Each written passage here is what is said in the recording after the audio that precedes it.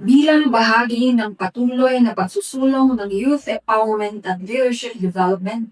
Matagumpay din nagsagawa ng 15 Offers Maneuver Company ng Regional Mobile Force Battalion 15, katuwang ang Youth Mobile Force, Ifugao Chapter at Sangguniang Kabataan ng Barangay Bimpal ng 2 araw na Leadership Youth Camp na may tema Grow, Connect, Explore sa Pulaan Elementary School, Barangay Bimpal, Lamot, Ifugao. Dinaluhan ng mga kabataang leader mula sa barangay ang nasabing aktibidad na naglalayong palakasin ang kanilang kakayahan sa pamumuno, paghubog ng mabubuting pagpapahalaga at pagpapalawak ng kaisipan sa mga isyong kinakaharap ng kabataan sa kasalukuyan. Sa pamamagitan ng mga interactive lectures, team building activities, at leadership exercises, nahasa ang kanilang kumpiyansa sa sarili, kakayahang makipagtulungan at responsibilidad bilang mga kabataang lingkod ng komunidad. Isa sa mga tampok na bahagi ng aktibidad ay ang pagsasagawa ng signature campaign o matatawag na sulat kamay na may advocasy-ang No to Youth Exploitation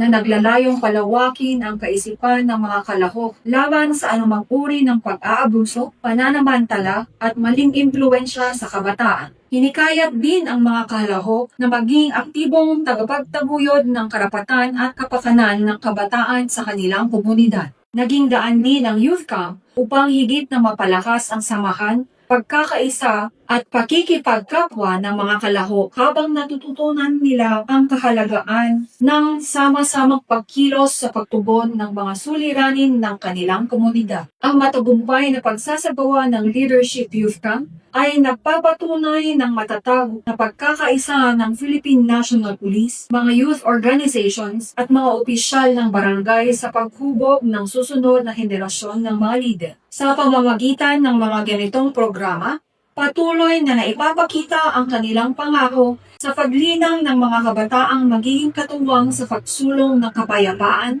kaunlaran at positibong pagbabago sa komunidad. Mula dito sa Camp Major Badudangwala, Trinidad, Benguet, ako po si Police Master Sergeant Melody Alan ng Regional Mobile Force Battalion 15. Nagbabalita para sa Police News Network, alagad ng batas, tagataguyod ng balitang pulis. Bagong PNP para sa bagong Pilipinas. Serbisyo mabilis, tapat at nararamdaman.